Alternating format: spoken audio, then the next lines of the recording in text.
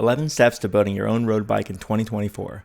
Road bikes have come a long way in the past few years, and electronic group sets and disc brakes seem to be taking over. Even with all this new tech, you could still build a modern road bike in your own garage, and I will show you how. I'll give you a brief rundown of all the steps to build an electronic shifting Shimano Di2 bike with disc brakes. If anyone is interested in more details on any of these steps, please let me know in the comments. Let's get started. Step 1. Cut the fork if needed. Since I bought the frame used, the fork had already been cut. I checked with the seller before buying that there was enough fork exposed for the stem height I wanted. It's always good to do a quick fit check to make sure there is enough room for your stem and the spacers you want. Step 2. Route cables and hoses and mount the brakes. For 12-speed Shimano Di2, it's still not as simple as wireless SRAM, but now you only need 2 wires that go from the derailleurs to the battery. Best to route these first before things like the crankset get in the way. It's also good to get this done early so you can get the Seatpost installed and the bike into the work stand. Next, we will feed the rear brake hose from the back of the bike all the way till it comes out the head tube. Loosely mount the rear brake so it doesn't get in the way. Now we will feed the front brake hose through the fork until it comes out the top of the legs, and then we will loosely mount the brake caliper to the fork. Step 3. Install the fork, stem, and handlebars. Grease the headset bearings and feed the front brake hose through the head tube. Install the stem and headset spacers, and then install the handlebars. These will be adjusted and torqued to spec later. Step 4. Install the shifters and bleed the brakes. Slide the shifters up the handlebars into position and tighten down the bolt. Repeat on the other side using the lines to match up both sides.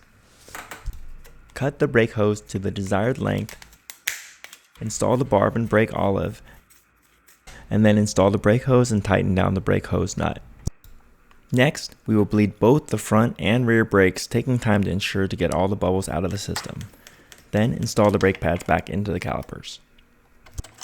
Step 5. Set up the wheels with rotors, cassette, and tires. Start by installing the rotor onto the wheel and then tighten up the lock ring. Next, install the cassette on the other side and tighten up the lock ring using the same tool as you did with the rotors. I set up the wheels tubeless, so first I installed the tubeless valves and then installed the tire.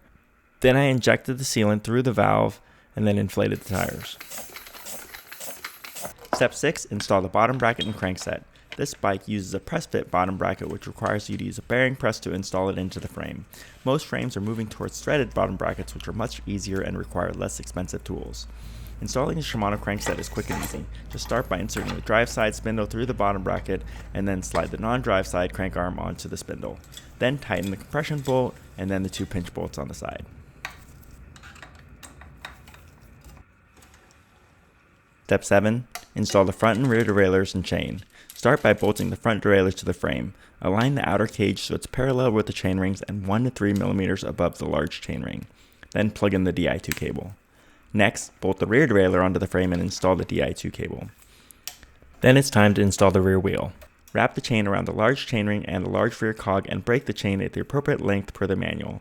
Feed the chain through the derailleurs and connect with the quick connect link.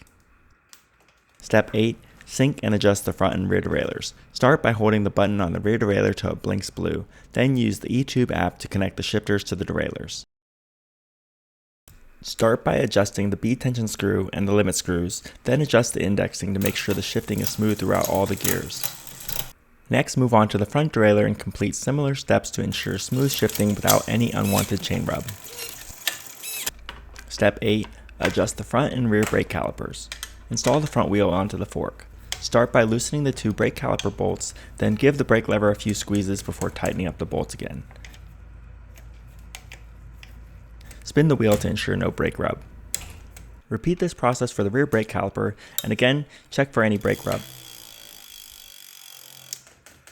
Step 9. Wrap the handlebars. Start by securing the brake hoses to the handlebar with electrical tape. Then start from the bottom of the bar, working your way up, trying to keep a consistent tension as well as a consistent overlap between each wrap. Then, cut the handlebar tape at an angle and finish with electrical tape. Repeat the same steps on the other side going the opposite direction and finish by checking for any gaps between wraps. Step 10. Install the pedals. Grease the pedal threads and then tighten the pedals on the crankset. Use an 8mm Allen wrench on the backside to tighten the pedals down. The left side pedal has a left-handed thread, so be sure to tighten it in the opposite direction as the right pedal. Step 11. Install and adjust the saddle. Remove the bike from the stand and onto level ground. Install the saddle onto the Seatpost, then adjust the saddle angle, height, and saddle foreaft that you like. Depending on your preferences, add any accessories like bottle cages, computer mounts, or anything else to the bike. This is also a good time to check that all the bolts were torqued to spec. I would always go for a quick test ride to make sure everything works properly, and after that, you're done and ready to ride. I hope this video inspires you to consider building your own road bike, and again, let me know in the comments what parts you would like to know more about. Thanks so much for watching, and I'll see you in the next one.